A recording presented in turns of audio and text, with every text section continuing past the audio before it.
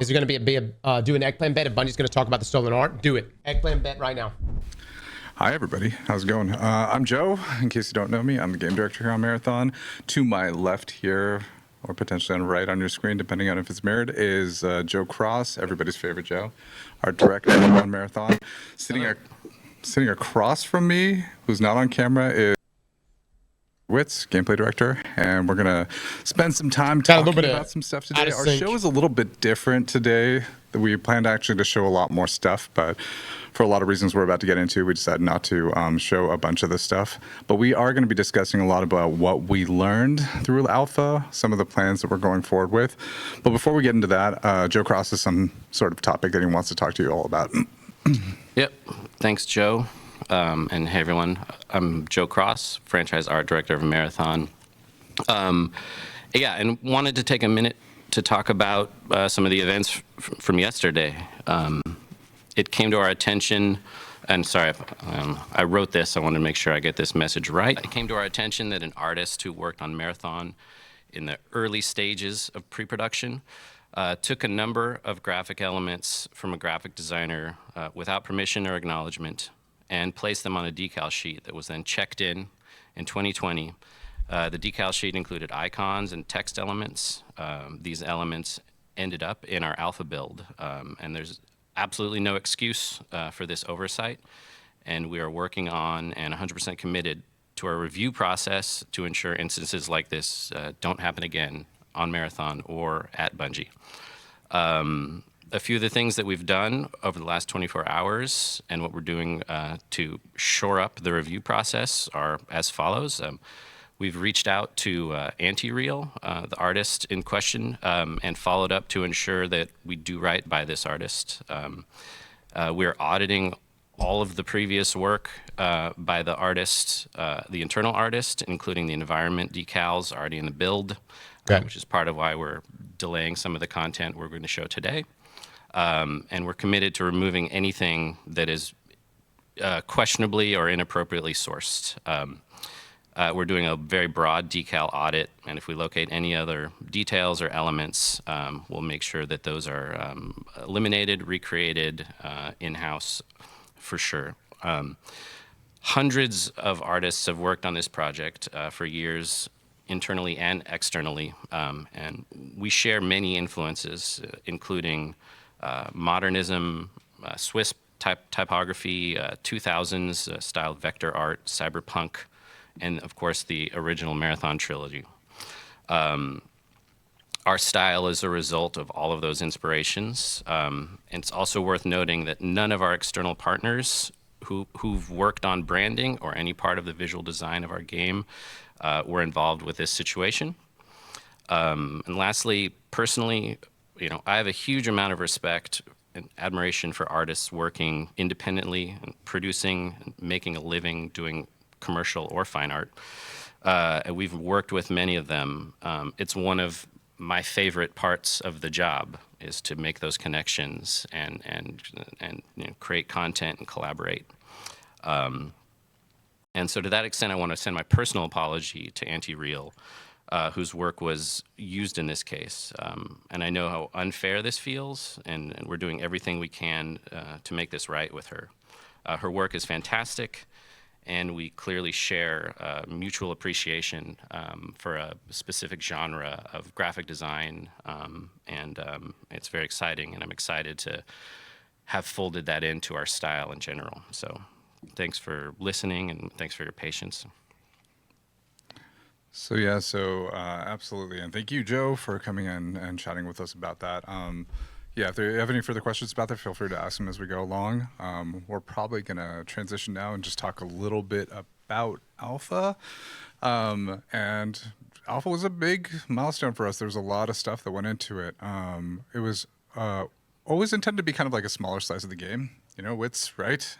As we were going into it. Feel free to talk, by the way. It was always kind of meant to be a smaller size of the game. It was always meant to be sort of like testing a little bit more of that like core combat and some of the baseline of the progression systems that we have, And it was really great to hear a lot of the feedback, especially from those who played the game, as well as people who witnessed it, and sort of get a sense of where everyone was attaching to certain things and where they didn't see as much Turn the changes volume they up wanted, or as high as things it that they goes, didn't guys. like, like at all, or things that they did really like, so there's a wide variety of opinions that sort of came about. A couple of things that we really learned, we really wanted to talk about though. One was the idea of sort of the core of the survival game. I know we talked about this a lot, Wits, the survival game being this like sort of idea of not just running through the environment and trying to survive other people trying to shoot you or the enemies, but like all the different They did something that lowered their audio. And we feel like some of the bigger things that we missed on that we know we wanted to see, but we kind of like didn't land super well was like the idea of like resources and the survival economy. If you want to talk a little bit about that, Andrew. I turned it off. Yeah, like we basically we were dropping like too much ammo, right? Too much heals, too much of everything, and so people were lasting the session for a really long time, and we just didn't really kind of push you out, and so we knew it was going to happen in the build, and so we've been really like Jesus, focused audio on needs to go up. how we can improve that and get more hazards in the game. There's a lot more hazards in the current build. There's a lot more evil things we have in the game, as also like and half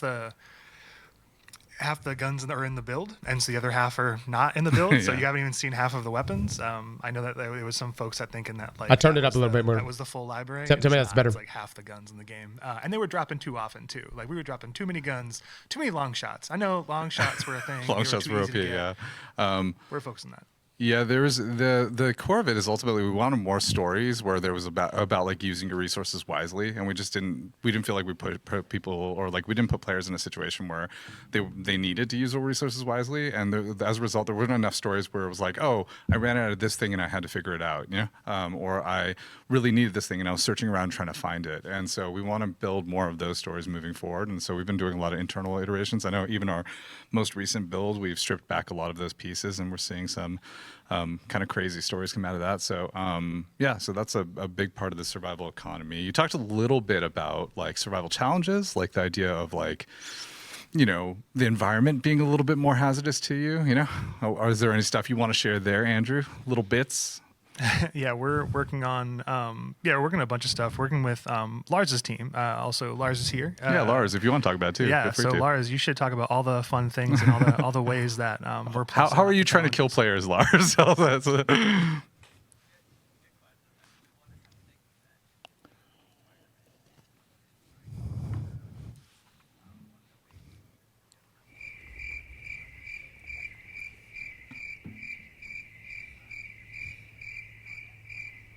Plants now that we have in Martian perimeter. So like going between POIs, you will have to keep a lookout for that. It's for the people who got really used to switching to knife and just going full bore. You're not going to be able to do that any longer in the game. So we're thinking about all those kinds of things, things in the world that make sense. Like the world really does not want you there. There's obviously the UESC. They obviously don't want you there and are trying to stop you. But maybe that's a good segue to, I don't know, Wits, if you want to talk about some of the UESC stuff we've been looking at lately as well. We definitely we definitely know that the UESC when they took a lot of damage. They were like overly reacting, like in hit reacting, and so we're looking at reducing what's called like first sighted, which is like they look at you and they're like you, and then they get into combat with you, and then they take some shots. We want them to be more stand their ground robots and hit that killer mecha infantry fantasy that they kind of want to bring. So we're adding we're looking at transitions for going right to combat when they see you. We also noticed that when players were it's not me, guys. combat, it's on their end with the AI. They couldn't ever like disengage. They couldn't like kind of be like, okay, like I'm fighting. How do I break line of sight? It's and like they kind of stealth options didn't work as strongly as you wanted to, right? In that way. Yeah. And so we're looking at that. We're looking at we had there's a few bugs we had where you take out, like you have your knife and you take out like a recruit, and then like the entire POI, the entire like point of interest, like knows exactly where you are and they're running towards you. That's a bug we're working through right now with the team. And so the intent is that that makes noise obviously, and the nearest units like investigate that area versus the entire hornet's nest comes barreling towards your direction. And so we're looking at both increasing their challenge and making them more satisfying designed to fight, as well as working on their perception and how they kind of find you, right? We want to kind of have disengage options where you can do some damage maybe, and then like you don't need to finish the fight and stand and fight. Is that you actually might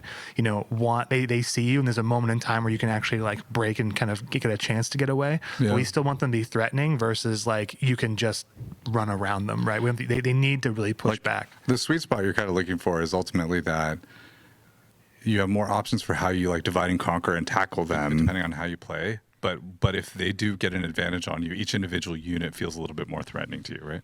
Yeah. Like we were there. There's the shield unit, the big shield unit, for example, is if you get first shot advantage on this unit, especially like a precision headshot or something, sometimes they would like hit react and then they wouldn't kind of do a bunch of their abilities that they kind of have that actually like charge you, and they like kind of tuck behind a shield and you can't actually shoot them, and they're perfectly tucked behind that shield, and they push you and they want to like do this melee attack.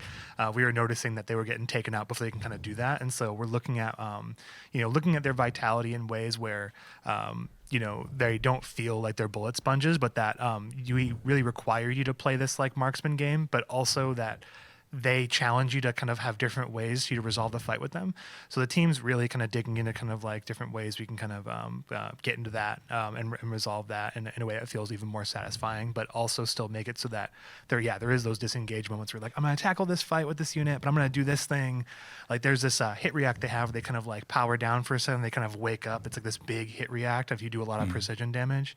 We're looking at maybe that, if you duck behind a cover or something, that they don't know exactly where you are when they wake up, for example. And so that also plays into kind of more of the like solo viability in terms of like you don't have to like 1v9 all the robots. No, that totally makes sense.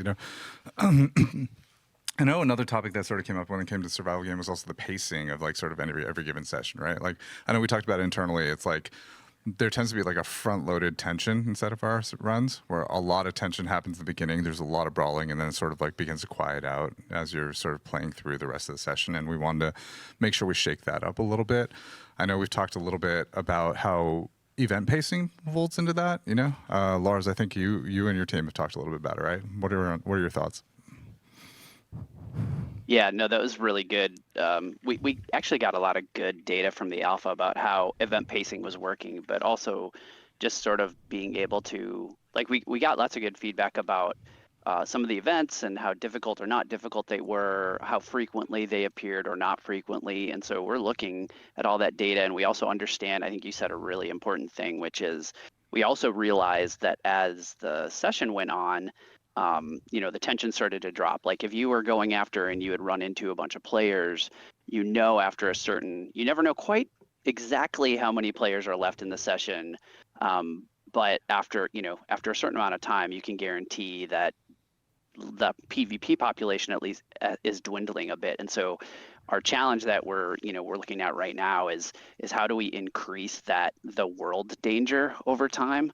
And we can handle that in a bunch of different ways, but we've got some pretty neat ideas there. Like is it about complexity or requirements for exfils? Is it about increasing PvE or world resistance? Is it about pacing of the activities? I think the answer is all of the above, and so like we're looking at all of those things right now, and I think we have a lot of good knobs and tuning capabilities there. So I'm pretty bullish y'all gotta on chill, our man. ability to make that. Yeah, the longer you stay in We'll the talk session, about it in just a moment. the less safe you feel, but also the more you're like, maybe I should get out of here now. So that we want to increase those sort of thoughts from happening too. Yeah, no, I totally agree. Yeah. No, that totally makes sense. Joe, you mentioned immersion too. Yeah. And that's one of the things that definitely touches art. And one of the things we're hoping to show today, or we're going to show next week, is some of our fidelity improvements. I know that there were a few very work in progress areas that got a lot of scrutiny in the alpha build, such as like exterior lighting and a perimeter map, and some of our lobby. So art is full steam ahead on a bunch of those improvements. We're very excited to show.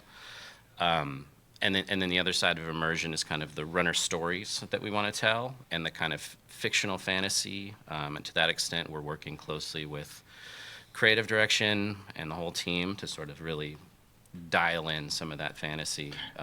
Yeah, I've seen a lot of the work that you guys are working on, which has been really cool to see. I mean, everything from we had a bunch of stuff we wanted to show today, but by the way, we decided not to show it because we're still scrubbing all of our assets to make sure that we are being respectful of the situation that Joe talked about earlier. But there's a lot of things we're doing to try to increase that immersion. I know we've even added like really like details that have sort of helped to make it a little bit more immersive, like the blood that runners bleed even in water and things of that sort as trails and indicators of damage that they've taken.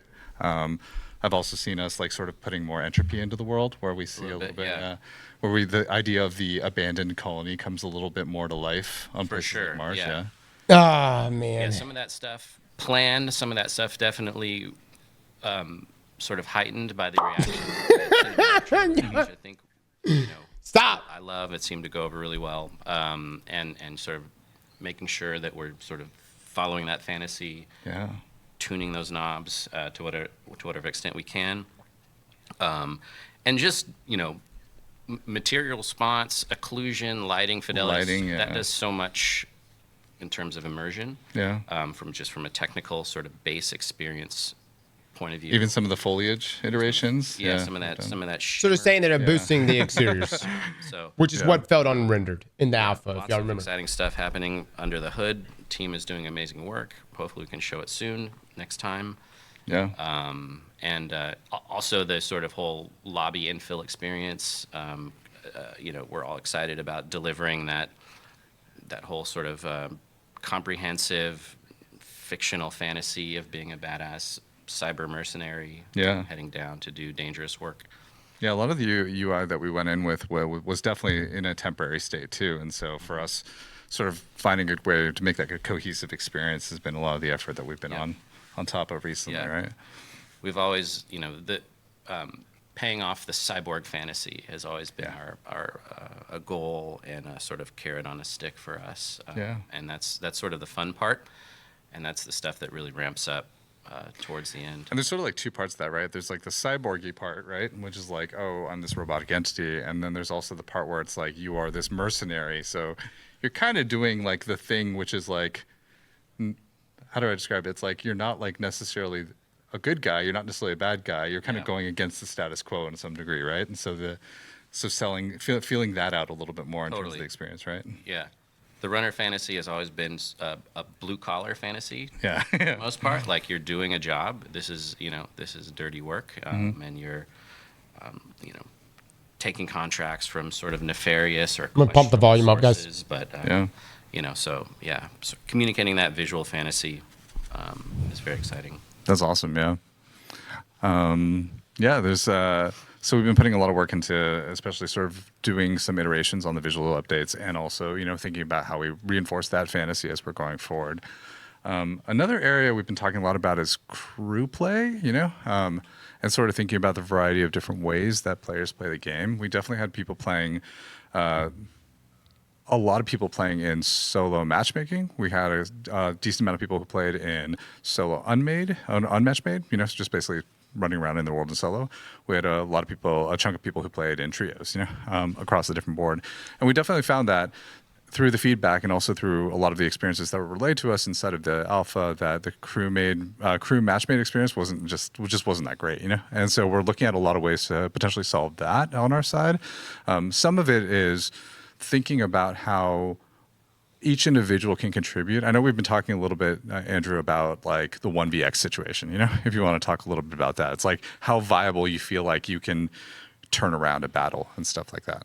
Yeah, we did some updates in the Alpha Nose Live because we really wanted to move the conversation forward, because we thought we got enough feedback on certain things, and we wanted to actually like take some swings at some problems that we're seeing. And we actually we implemented the shield change we did was actually something that we were getting to for our next milestone.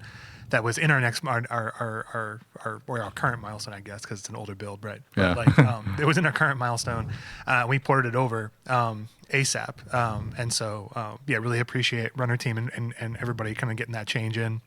because there's a bit of a content change, but we felt it was worth it to actually learn more about time to kill and being able to, the power of shields in the combat economy and reducing the overhead of shields. And so like majority of the effective health was in your baseline health pool versus like in your shields. And we had some good changes that kind of came out of that. And so we're keeping that right now in the current build, and we're focusing a lot more on effective time to kill in specific ranges of a weapon. So an example is the overrun. We were kind of like the overrun, the base gun in the game that you kind of start off with. We were kind of we were nervous about like upping the damage on it because I know folks were like, this is kind of like not the best gun. It's like, well, it's the starter rifle that requires a bunch of attachments to kind of get to its like big power delta, and so it requires all that investment to kind of get to a good spot.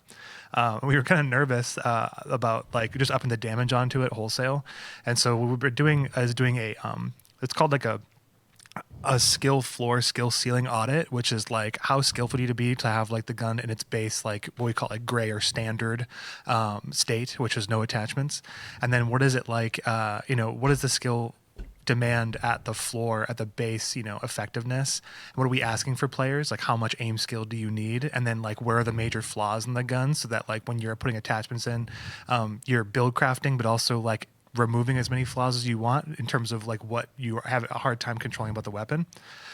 So we're doing that so that, when you feel like you're being taken out, it's like, oh, this person was good. And so when you're lower shields versus higher shields, we want to make sure that your guns are doing damage in the ranges that they're really supposed to. So if you get the drop on somebody, you should be effective, and it shouldn't be like you need certain rarity guns or anything like that. So we're working on that a lot. We have it's a bit spicy right now, like there's some SMGs that are a bit hot, in the current build, but like we feel like they're appropriately hot when they're you're in CQC fights, and so fights resolve in close what was quarters, it? I think the bully was the best SMG, the best weapon. LMGs are kicking way harder, a lot more demand there in terms of the recoil, which is great. We hit some of the snipers. We're actually kind of reevaluating snipers. Marathon's chat is brutal right now. Our snipers, but more kind of like what are they at the base value where they're not like plagiarism will make me god. The long shot had a lot of demand. Dead on arrival. As expected in this kind of genre, snipers have my like lord, a lot of effectiveness in terms of like they have to kind of feel like they're lower time to kill. So yeah, we're working on making sure that the time to kill is great for the shield differences. So when you're like going up against purple shield and you're a gray shield, you feel like you actually can win. And there's multiple kills per clip that's possible with the weapon. It's not guaranteed, but there's a way to win there. There's a way to win, and that leads to the skill part. Like time to kill is always about skill. It's about effectiveness, right? And then like it's also about like window of opportunity as well. And it's kind of like how you triangulate like overall time to kill recipe. And so we're focusing on skill fidelity. We're focusing on every single aspect of that triangle. So we're looking at, we have this like how many purple shield kills per clip, which is kind of like a spicy thought. But we're really iterating fast on that in the weapon side. Cool. That totally makes sense. I know another part of like sort of the crew experience is also like the idea of like, do I have the tools to communicate with my crew, right? Like, I know we had a bunch of challenges with even voice chat for players inside of the game, and we're definitely looking into that in terms of thinking about how do we make it easier for you to even enable voice chat, or like how do we make that part of your flow so that you can do that? I know we've talked a little bit about ping system, how do we add texture to the ping system to make it easier for you to coordinate with your team if you're not on voice chat. And do you have any thoughts on that one? I know you and your team have touched the ping system, but yeah, ping was in a very baseline state for alpha. Like I would say it was a very like it was a very MVP even for alpha state. And we weren't super happy with what kind of where the deficiencies of where it was at. And so we are spending a lot of this milestone really plussing up ping. And we're also looking at things called a communications wheel, which is like, how can you effectively communicate to teammates? How can you like basically ping things in a container? How do you ask for ammo? Stuff like that. So yeah, we're investing a lot on making that really feel intuitive and plussing up the crew play. And then we're also talking about some contract stuff too, Lars, like as well, about like the fabric of contracts between like multiple players. I don't know if you can talk we'll chat about it more in just a little bit, guys. I'm actually paying attention to what they're talking about. Contracts. Yeah. Yeah, of course. There's a lot of work. It was great seeing people's response to, I think, working along AI, like the sort of different factions. And so obviously, we feel really happy with at least that first slice that people were seeing in the alpha. And obviously not, that was it was a small chunk of the content. And then sort of looking forward to when you're talking about crew play, like how do we lean into that? How do we make that more understandable? How do we sort of surprise and delight players around when they are working with a random match-made player, right? For example, how do we highlight those things? How do we make them understood? How do we reward in ways that make more sense? And how do we make you want to do those things, or like feel encouraged to want to do those things and work with, whether it's the people you pre-crew up with or the people you randomly got put in to matchmaking with, solo play, or whether you're trying to do it by yourself and taking on those extra challenges. But I think the interesting part is now figuring out what things were working, what weren't. I'll say, like, from my perspective, and this isn't the team's perspective, this is mine. Like, I think some of those things could have been more challenging, and so looking at that as well, and looking at contracts as like there were some that were great where you're like, hey, cool, I can go download this audio file and now I can go throw myself off a cliff. Not a real example, but you know what I'm saying? Like, to be able to say, like, I did it. I think we want to take a real look at having a mix of things that are more difficult and challenging to do if we think about priority contracts, and then the other types, maybe they're a little bit more sort of backgroundy, like doing things. And so if that makes sense. So we're taking a hard look at all of them, and I think we have some really good plans there. So hey, this is Cosmo. Can y'all hear me okay? Yep. Yeah. Awesome. Yeah, we're getting a lot of questions from chat, so I want to jump in. A lot of art questions. I have a question from WigXU. I have a question, a genuine one. Instead of scrubbing so many assets, would it not make more sense to employ the artist, who obviously has nailed the aesthetic you're looking for, and keep the assets as they are? Great question. That's a great question. Sorry, Joe And Cross. I can jump in with the answer unless you want to take it, Cross.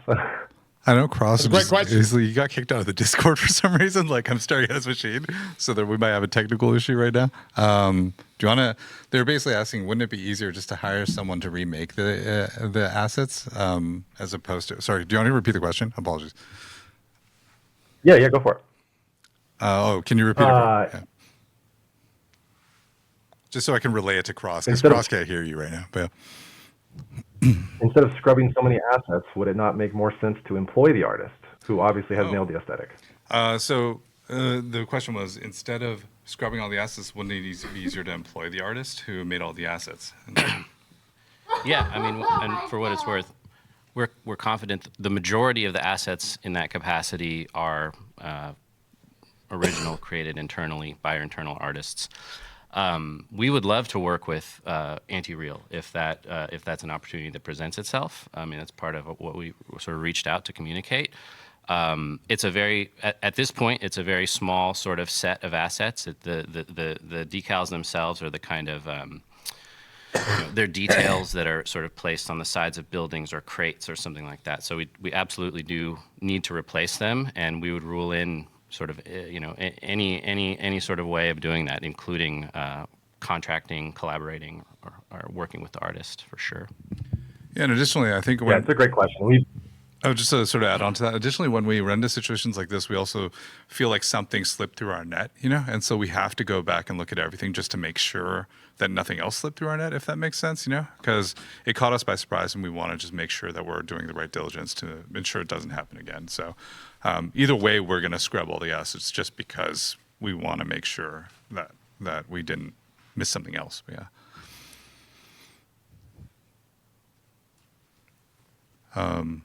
yeah, but that's a good question. Yeah, we're getting a lot of just like general.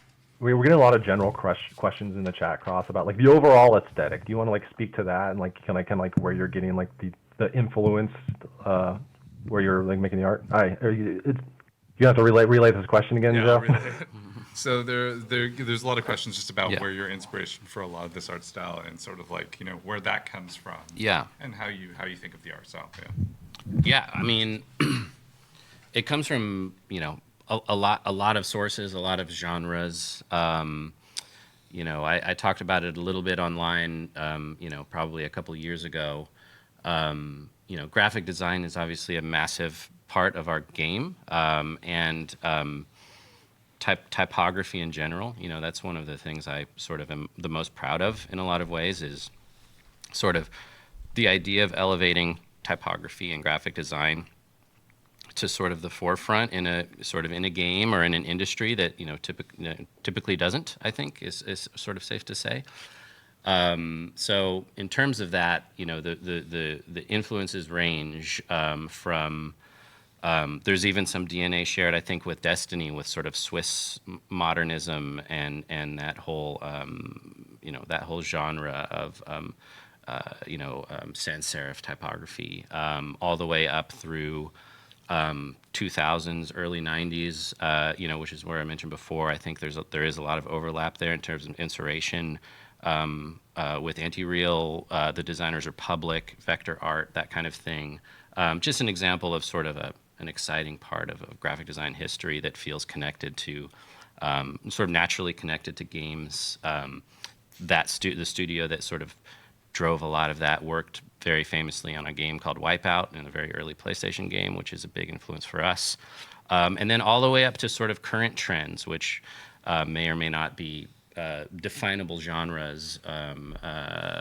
There's sort of a deconstructed kind of minimalism. Anti-design is another genre that I've heard it referred to. And this is just specifically thinking about typography and sort of the sort of superficial layer of our branding, and sort of world building. There are a whole slew of influences when it comes to architecture and character design and world building and natural palette. So it's all a big soup. Awesome. Let's see. Wrapping up the previous subject, which is like sort of on career play. I know that we've also been exploring internally, doing a lot more tests with mixed crew sizes. We're still thinking about how we want to approach the idea of not just 1vx, but like, are there different crew sizes that we want to support? Like, do we want to do something that's more about solo duo, or things of that sort? We haven't really landed on a discussion point yet. Those are all investigations that we're sort of pursuing. So nothing we can commit to there, but we're definitely looking into stuff like that. We're also looking into ways that, you can communicate in some way with teams that are not your team. We don't know exactly what feature that could be, but we've been talking a lot about that. So we're looking into a lot of stuff on that front to sort of improve the overall like sort of social complexity of the game, but also make it better for matchmade crews and also crews of different sizes, whether they be ones, solos, duos, or trios, to find a good experience. So let's see, what is another area that we've been touching on? There's so many things. Oh, progression. Yes. Progression rates in the alpha were way too fast. Everybody went really far, in the alpha in a very short period of time. Some of it was a lot of stuff was being gotten out. Some of it was just our tuning on factions was way too fast. Some of it, I will say that, like, really, that's one part of it that was true. Another part of it that was true was, what's up? Money, credits. Yeah, money, credits. Like, yeah, credits and material economy we're thinking about as well. Like, we want to make sure that credits and materials have really distinct purposes for how you use them, and that you feel the value of using them. Right now, we don't think we landed that super well in the alpha. It was a little bit muddy, and you end up spending a lot less money than you gained. And the credits economy was a little bit more grindy than we intended. There's a lot of things like that we want to support. Some of it is rethinking sort of how those things are distributed inside the black market. So different things that you'll buy with each one. Some of it is also, we know that part of our aspiration for the black market is that you are able to upgrade your way into sort of customizing what your black market does for you. Gives you reliable ways to build the kit that you want to, especially when you're recovering, or gives you options that actually continuously help you. But it's too expensive. and that's a little hard to do. It's a little hard to target which upgrades you really, really care about right now currently. So we're thinking about how to iterate on that as well. And we're doing some work already to improve that experience. And then lastly, there's like a lot of progression systems that we just simply haven't put in the game yet that we are looking to help sort of like make that journey a little bit more awesome, especially as you go further into it. Things like our archive system, which is a little bit more about achievements and collection stuff that we have, as well as there's additional other things inside of there like factions that you haven't met yet. But yeah, and we're also trying to take all of our factions and give them a slightly more distinct identity against each other. Right now, they read definitely differently from like a lore standpoint, but like how that folds into some of the upgrade systems and some of the contracts they ask you to do is not as distinct. So we're refining that as we go along too. So, yeah, those are a lot of the big beats of what we are tackling. What else was there in that list? I don't remember. Andrew, maybe you do. I was gonna say it's a good amount. It's a good amount. Yeah, it's a lot of stuff. It's a good amount. Like, yeah, I think the overarching deal is like we definitely have gotten like a lot of points to improve on, and we're actively improving on them right now. And like some of our investigations for bigger ones, but I think like in general, the survival game being more robust is a huge one. Feeling more immersed in the world, having the world feel more alive. Yeah, you hitting on the fantasy of like being a runner, right? Like in what we call infill, which is like going from matchmaking into boots on the ground, doesn't feel like super great right now. So we're actively working on that. Like, I think there's all the gaps that we heard either from feedback or that, were data that we looked at in the game of like how players resolve things. I think we have a bunch of big improvement points and we're swinging pretty hard at all of them right now. Yeah, definitely. I know we've spent a lot of time sort of beginning a lot of the work has already begun, but like sort of also just, talking about all the sort of work we are going to do about tackling a lot of these issues as well. So that's a good segue into a question from IMTK, who's asked, what's the biggest negative feedback from the alpha that the team is looking to change by release, or at least close to the period after release? I mean, they're all pretty big points, I'd say. I think the survival stuff, like the run texture and the survival stuff, is probably one of the biggest ones, because we're putting a lot of different points into it. Like we're thinking about how Lars mentioned earlier about how exfilling is different, inside of the game. Like, for example, we might change some of the rules around exfilling and sort of the way it works right now. We're also, for instance, you can't die on the point but still exfil. I'm assuming that what they're talking about. Resources to loot, all as part of that, So it's a pretty big amount of stuff that we're doing in that space. The other big area I'd say is actually the creative fantasy stuff, which we're really, really trying to land a little bit better, like the immersive fantasy stuff. Wish we could show you some examples, and we definitely will soon, But there's a lot of work we're putting into that too, to make sure that it really feels that it mirrors the intensity of like the experience that we intend on the planet. Like really, a marathon is supposed to be about surviving Tau Ceti and the marathon, ship, and surviving that situation. Right now, it just feels like it's purely about surviving other players, and we want to really make sure that all comes together, both from a creative and gameplay standpoint. They saw Arc Raiders, man. They saw the PV and Arc Raiders. I guarantee they want to amp it up. On combat is just we need to make the game like we need to have a lot more options for players to kind of like resolve different scenarios differently, which is a hilarious statement, but like it's like you need to be able to, again, go to the point earlier, like you have to be able to peel off of AI, understand how to fight different AI, different players, how you get out, get more variety in there, and then being, we did have a lot of good feedback around it requires two people to do anything in the game, or two or more, and also like how much you're reviving, and like at the time it takes that for them other enemy team or enemy squad to revive, and how long. Yeah, we didn't even mention that we're revisiting some of the resing stuff, but the res stuff. We're changing how that works so that when you actually do get a pick on an enemy crew, they can't res in the time that it takes you to heal to full, which I think was a kind of a big problem. So we wanted to make sure that you by yourself have more agency and can actually affect more change in the world, but also the world really pushes back a lot more on you. So I think that's probably the biggest trend of feedback on combat that we're actively, tackling from a ton of different angles, like on combatants and on, the runner side and on the weapon side. Yep, and So I got a question from No, go ahead, Joe. Yeah, I was saying from the art side, it's focusing on immersion and sort of divided into fidelity, sort of the technical side of our visual world, and then it's the sort of narrative. It's supporting the narrative of the runner fantasy, which there's a lot of work to do, and those are the two biggest takeaways for us from the art side.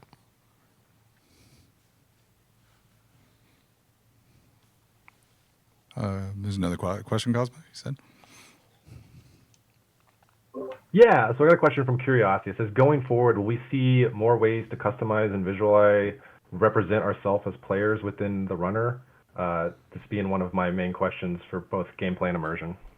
Oh, yeah. I mean, I think we are going to be doing a little bit more. Like, I know Andrew's team has been working on skin work for a while, in terms of just thinking about how to, give you visual options to express yourself. We're not going to talk super deep about it because we're still in the process of figuring a lot of those pieces out. But is there anything you want to share on that front, Andrew?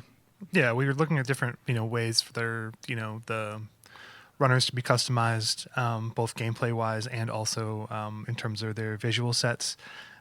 We're also looking at, making, weapon stuff too, to express your weapons and stuff, different ways and multiple ways, not just one. That did trigger something that I think we forgot to talk about that we want to talk about was build crafting, how we're sort of thinking a little bit more about how we want to make more distinct build crafting elements, Yeah, we're tackling build crafting improvements in two vectors. One, the runner team is really figuring that out right now. They have some really good ideas. We're trying to basically learn from what we had in the alpha and then extend it in terms of implants being a bit more interesting and kind of cores having a lot of the interest that people were kind of chasing. And so we're looking at how we can get plus up implants a bit more so they stand up better alongside the cores. And then on weapons, we had perks only in the upper tiers of attachments, like on purple attachments and stuff like that. So you'd have a purple magazine that had a perk on it, or a purple barrel that had a perk. We're taking a lot of the perks and putting them into the chip attachment, and so they're not divided by the weapon or the weapon family anymore. The chips are generic, and so if you find a chip, you can put on any gun. So it gives you more of an anchoring element then, this verb that you can throw on a thing and then. Yeah, and there's more chips at lower rarities too. So we're really looking at how we can get more of that build crafting into the weapons versus you need a specific thing, and there being more considerations for what verb you want to add to the gun overall. Yeah. So that's a big push that we're doing right now. That's awesome. Yeah, I mean, So I got a from question an art from side, Ethan. I'm super excited about the whole cosmetic side, the fashion game that we're going to deliver. Our base characters have such a unique look and sort of specific to our visual world that it's a question we've gotten a lot about. What kind of range, what kind of aesthetic or visual range do these runners support? And their answer is all of them. So, yeah, we're very excited to start rolling out looks and sort of ways for players to identify more specifically with certain runners or styles or fashions. Cool.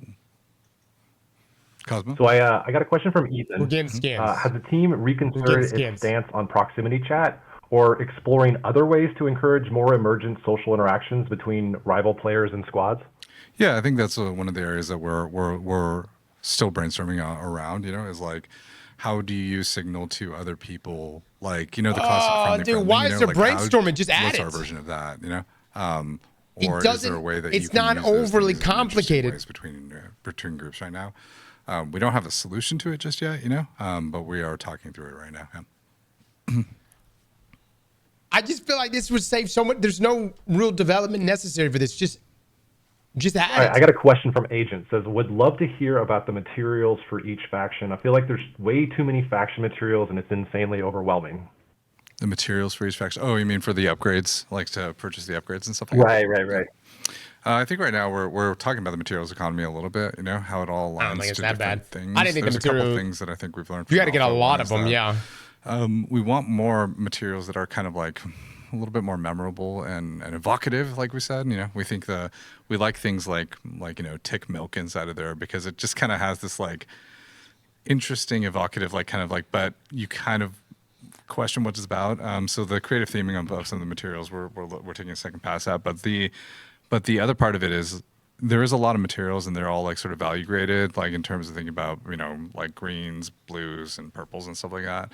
I try to make it a little bit easier for you to understand the value of a material, as it sort of is used across different things between like sort of recipes for trading versus upgrades and things of that sort. It's like a sort of a top-down, how do we use materials kind of thing that we're looking into. We do think that it's less about how many materials as opposed to it being clear how they're used. And I think because part of it is that we do want there to be a big diversity of different types of things that you want to loot, but it's about you associating it with the value that you're going to be getting from it. That's super important, and I think that we're still a little loose on that, and we're trying to tighten that up more. Yeah, we did a big pass on relatability and stuff like that. Relatability, yeah. Which is, we actually had a pass in, not for this build that everyone played, but the current build that we're in. And there's a bit more, I would say, theming, like in terms of what goes where and like what things that would go with weapon upgrades, and you'd be like, okay, like I kind of understand that. And so there's a lot of theming discussions, a lot of relatability discussions. We're still iterating on the look sets of them as well, how they sit in the environment. We're still looking at the looting moment as well. So when you open a container, that it feels really good. Right now, it kind of feels like this like pop in. I know that like some folks feel like that, kind of like the pop in feels like, or the pop in of the loot when you're going through a container. The searching essentially is what it is. Yeah. It feels a little bit like, your internet is slow or something. And so we're really trying to make it feel like it's like you're actually searching through, and that feeling really rewarding when you find something in there, whether it's a material or a valuable or something else. So yeah, I think that we're looking at the organization of the materials, what they are, what they're used for, and then, understanding when you find a specific one, you're like, oh yes. The other thing, it's probably, I mean, we haven't had a question about it yet, but I feel like we should talk about it, is bag space and all that kind of good stuff, right, Joe? Needs a different Like inventory in terms spot. of like thinking about, we've definitely gone back and forth on a lot of things, including around backspace, which is like we want you to feel the tension of obviously what you pick up and how much of it you pick up, right? You got to extract immediately. But we though. also want you to like think more about what, like right now, for example, I would say our looting is very much based on sort of stack value in a size, where it's like, oh, we have a lot of things that accomplish. It's like how much value do you get stacking something inside of a specific slot as opposed to getting a variety of different types of values out of things, It's something we've been talking a lot about. And we might be changing some icon sizes or things like that in the future, or like basically some of the sizing of different types of things inside. Don't of your take up bag as much just to make space. it Okay. the puzzle a little bit better, but there's a lot of iterations we're going to do on that front. This game's supposed to come out in September. We We're are talking gonna about make it like it's probably still a in the little bit prototype stage. rarer for you to find bags, but we're going to try to make it easier for you to like Rare? reliably get them from the black market and things of that sort. So we're shifting some of What? those equations around. Yeah, base bag space. I is got always the one topic of purple bag the conversation. whole time I Base played. Base bag space Maybe is always two. the big discussion. I think we're still talking about base bag space, like basically the thing is we don't want you to not feel like you want to get a bag, right? Like I think it's like it's weird if you always feel like you have enough space and you don't need a bag, but I do think that we're still one, like we still want to make sure that tension feels right, but yeah. So I got a question from Zionless. It says, is there plans to add guaranteed ways to build craft? I heard lots about build crafting, but not being able to get a loadout I designed without hopefully randomly stumbling upon it sounds bad. I would like to see crafting system, or at least have the option to change cores with some material expenses. I think we're trying to make the lower level of build, like the baselining of build crafting, something that you can establish through your black market a little bit easier, like acquire and build in that way. But there's always going to be like a difference when it comes to high rarity things. High rarity things, like for example, there will be builds that involved having a really rare item that may not be something you can always have, but like we want you to get more involved at the lower level of build crafting where you feel There's like you just can no actually real kinda do that depth kind in the of thing. build crafting inside of Marathon, But guys. yeah, Andrew, I know you. I think I think we agree with the Until you statement get to that the was in the exotics. question, which is like it feels hard Or to prestige. maintain like a build, and we need to. And we're looking through a bunch of ways. doesn't really- through black market until or you get to like through prestige. bartering or something like that to Exactly. kind of like be able to get the right verbs. Maybe it's not the same thing that you want because we still want you to kind of go and loot things. really but we a wanna build have you have crafting game verbs that either, you're yeah. Like I like when I'm playing nice. glitch and like this is like the overall verb set I would like Yeah. for the glitch, and you having more opportunity to be able to It's- go back to that well versus like, oh, though my access to the well is purely based off of the randomness of the container. I think that's it. I think it's like if you think of like if the like lower level version of it, the middle version of it, and the perfect version of it, right? We want you to have access to like the lower or middle version, depending on how you've like done that. But the perfect version of it, I think some pieces will still be things that if you lose them, you'll have to find them again. Right? Yeah. So Drifter wants to know, is there any discussion on reworking the resurrection of dead teammates system? Would like to see this addressed before launch, as rezzing dead bodies seems free is bad for the tempo of the game. We concur. Yep. I'll just jump in and say, yes, we Talked a lot concur. about it, yeah. Yes, we concur. Whereas about a bunch of work is going into it right now. We basically have our kind of one axis of a solve we have for right now is increasing the resurrection time and also having it so that every time you go down, the timer does get increased. And so if you keep on going down, like you kind of like your ability to come back into, back from the abyss is harder and harder. We're also looking at, we also did a bunch of changes in the alpha around like the timer, the saved progress timer. So when alpha first came out, it saved your progress the entire time, and so you could like get to halfway, take a fight, and then go back and kind of just pay for the half of the res timer. We did have a regressive decay on that, so it goes down. And we're looking at other things too. That if that's not enough, we definitely know that. Rezzing feels a bit too free. We're also taking a look at the messaging. I know that there's that little the little stick figure above the bags and stuff that we adorably call the little gentleman above the bags. We're looking at that actually being a tell, so you can't just like camp the bags the entire time. We liked the texture of being able to know whether or not like a crew was downed and like making combat decisions as a crew about that, so you can kind of like coalesce on the information. But I think we're seeing that once you give too much information, obviously like it just like you can have too much action in terms of what to do and where you can stay in the area knowing that there might be like a clutch play happening or something. So I would say we agree with the baseline is that rezzing is too free. Yeah. And we're not looking for just purely punishments where if you do get fully dead, like you feel like coming back and being alive is like not worth the time. That's definitely something we don't want to do. And so we're trying to make it so that there is a thing for continuously dying, and then rezzing does feel really clutch when you do it, but it's not a guaranteed thing. I know we've talked about it, but I think the sort of place we're trying to land ultimately is that if a person gets downed, rezzing them, like not downed, but like not completely eliminated, but like downed, right? Like knocked down, rezzing them in combat is hard, but it's doable. And if they get eliminated, getting them out, like rezzing them in combat is really, really, really like very almost difficult to do, right? You really want to do it once you've cleared the area. Is that the intent? Yeah, So- we so want, like in we Trials, want it like, to be that you like interrupt doing it in the a fight res window. is not as you don't want to take that on Yeah. as often as you did in the alpha. Like I think that's something we're seeing is that like you saw folks in the middle of a fight go in the back and like res just somebody, res and then them, like now it's like the numbers game of it's like okay, it's 2v3, okay, now it's 3v3, okay, now it's 2v2, now it's 1v2, okay, now it's Yeah. 3v2, and so we're definitely working on that. And so not that we definitely don't want it to like remove it from the game entirely, because we do think that it gives a bit more of that social texture to the crew play, or even like if you're playing whether a duo or a trio or something. But we definitely don't want to make it like the obvious choice where we want death to matter. And I think that Yeah. there's a feeling I think we got in feedback where death does not feel like it matters. Yeah. So I've seen a lot of questions in chat about like, where are the aliens? And there's another question. It's like, where is the 4? Are they coming? You want to speak to any of it? I mean, we have plans for like a lot of alien stuff coming in the future, that we don't really want to talk about. There is some other stuff that has to do with like the 4. We have a touch of it already that we have in testing, but I can't. But I don't know if we're ready to talk about all those plans yet. I mean, like it's content, but it's not kind of we're ready to show yet, if that makes sense. But Yeah, part of like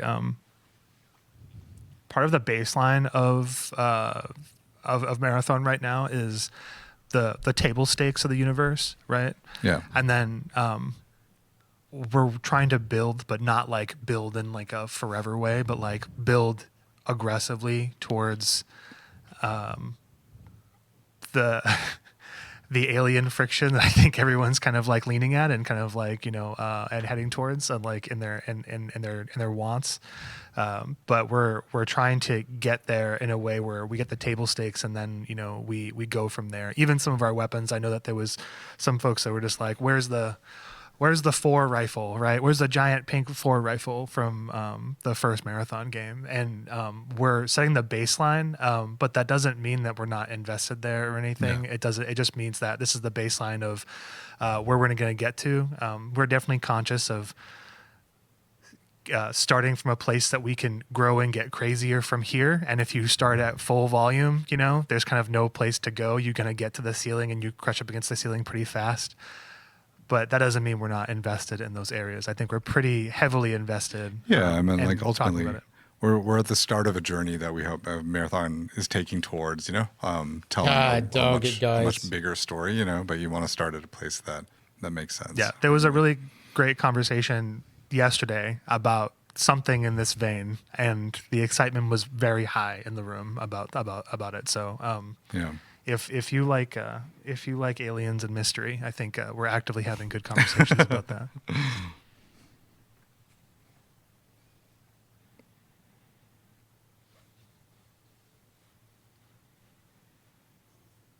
I feel like we talk a lot on here. We have conversations about.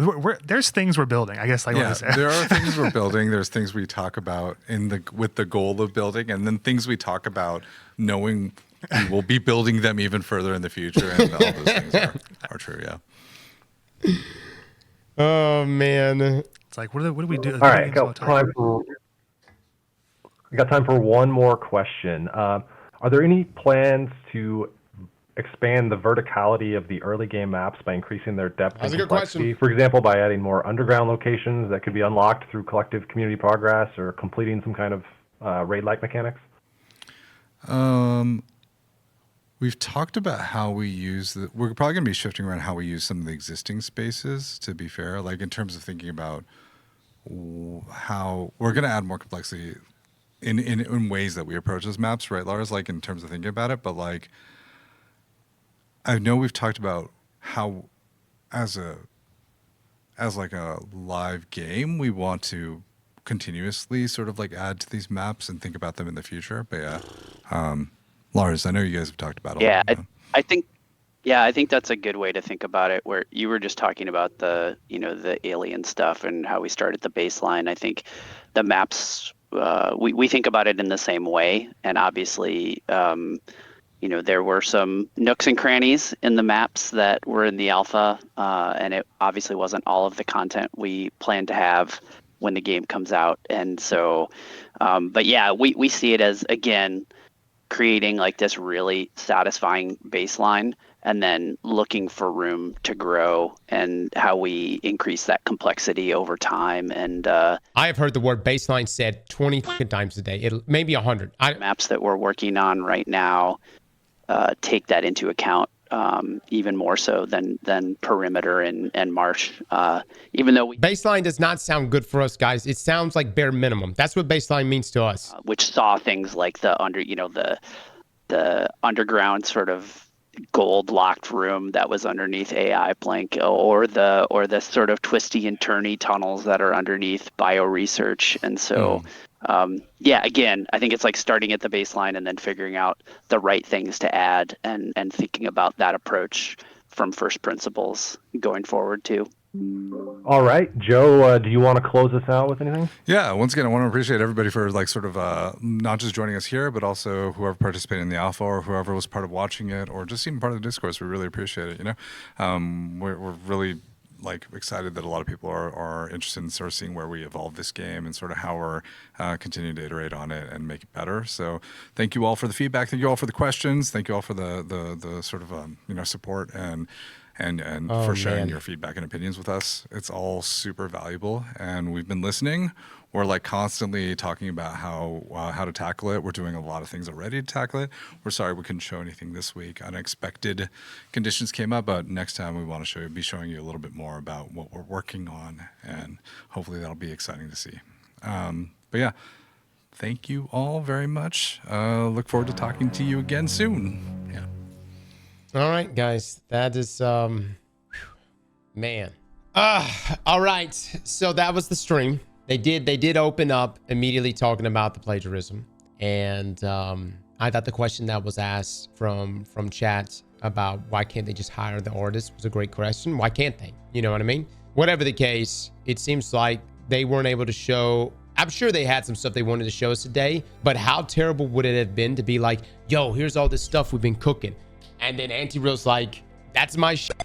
That's my shit too. That's my shit right there. You know what I mean? They obviously couldn't show any of that stuff because that's exactly what would have happened. You see what I mean?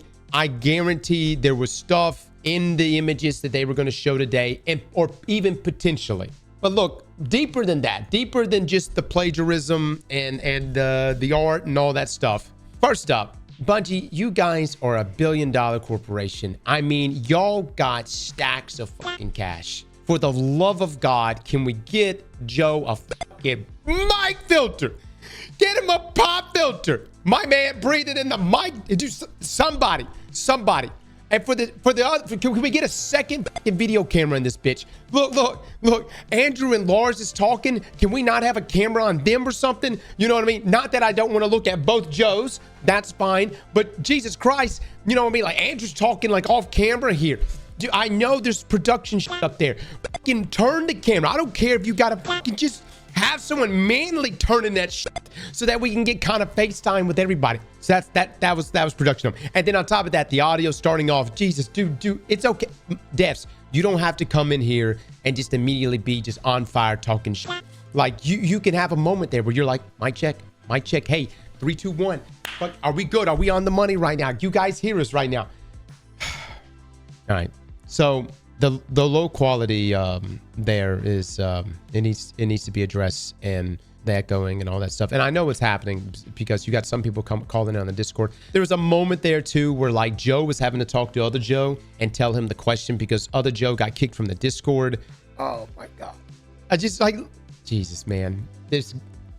I don't know what happened. I don't know if the original team that's normally running these things are no longer there, but fucking get them back. You know what I mean? Get them back. The other thing is like getting into the game itself. Can I just say for all of the marathon streams, when the devs, especially like Joe and Andrew and Lars, like Cinder, I like hearing about, you know, the game, you know, especially leading up to the game, right? Leading up to the alpha. I liked hearing the subjective things, you know, it was nice, but we're past that stage. We're now in the alpha, or we're past the alpha. The game is going to be launching in 5 months if it doesn't get delayed, okay? The subjective shit has got to go. At this point, it is cold hard. This is the direction, not we're talking about it. No, we've talked about it. This is the direction. That not we're trying to create a baseline. We have the baseline. It's created. There was a lot of conversation in this stream that seemed to be revolving around creating the baseline. You're past baseline. Baseline should have been created 2 years ago.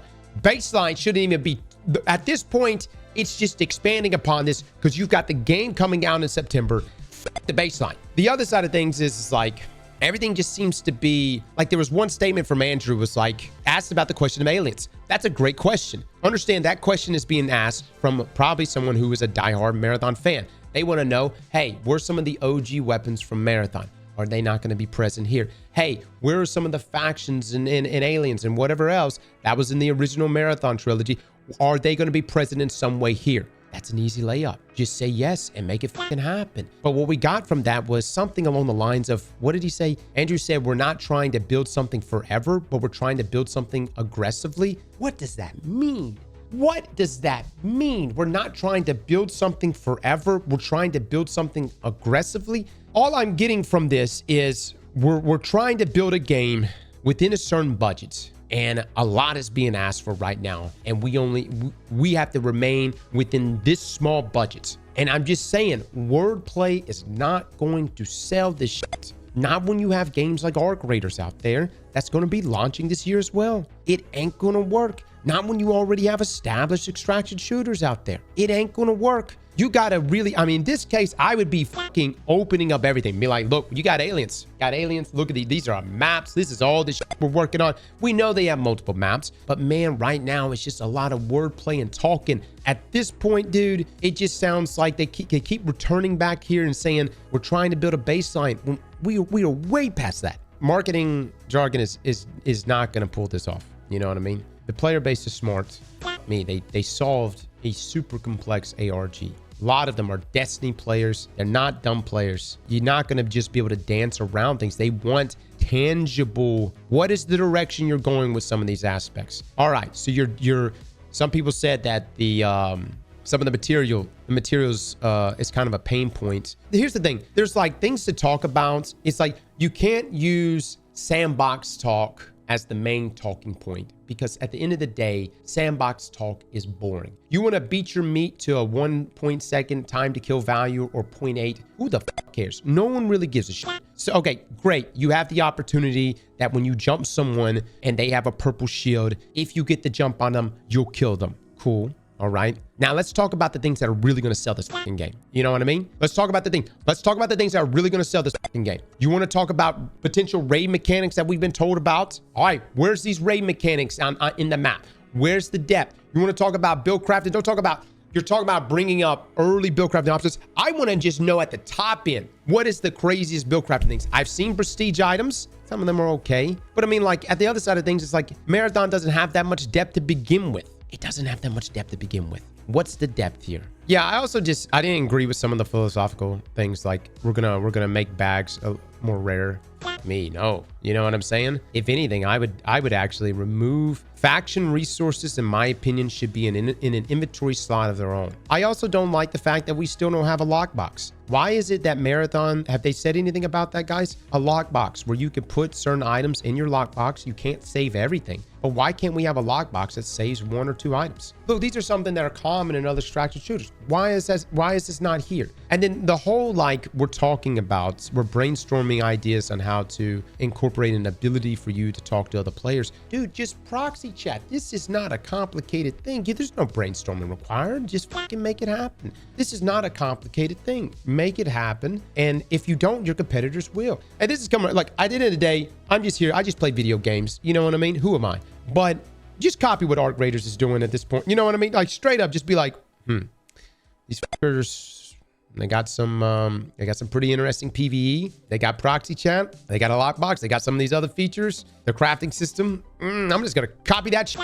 Look, and this is a bad time to be talking about copying shit. All right, I get it. Save that for the next stream. Okay. Some more stealing. In this case, yes, fucking yes. But dude, they got to, man. They got to.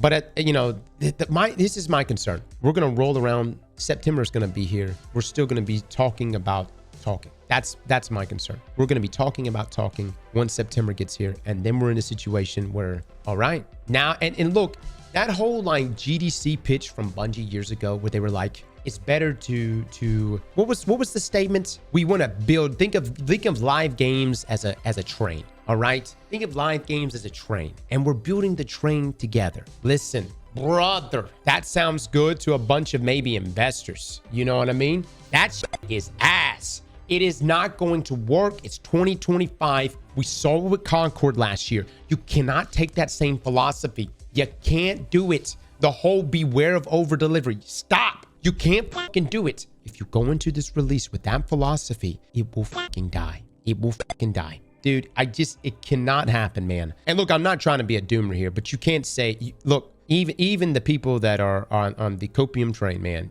you can't be buying this shit going, Yeah, this looks great. This sounds great. Yeah. Concord is a rarity like no other. Don't compare it. It is until it isn't. Listen. Gamers, I got humbled last year. I was humbled last year because I have never seen more gamers come together from all different walks of life, different cultures, different languages, different everything. And you know what? You fuckers collectively came together and said, "F this game." And you did. It happened. And if I was a developer, a publisher, anyone, I'd be scared to fucking death. You hear me? All I can say is, thank God Bungie's still making Destiny, man. And if I was Bungie, I'd be really looking at D3 right now. I'm just saying. I'd be really thinking about that shit. Bungie executives right now, you better be looking at fucking D3. Better be looking at the next 10 years for Destiny. Better get nice and cozy, man. And look, I'm not saying that Marathon's gonna die. We'll see.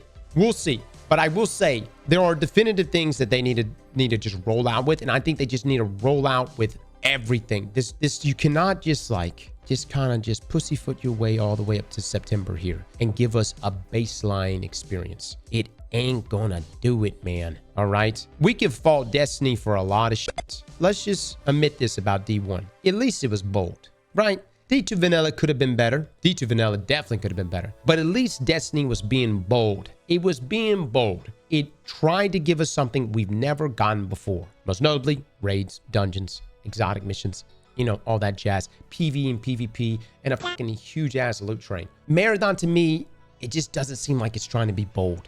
Slap that like button like your mama told you right.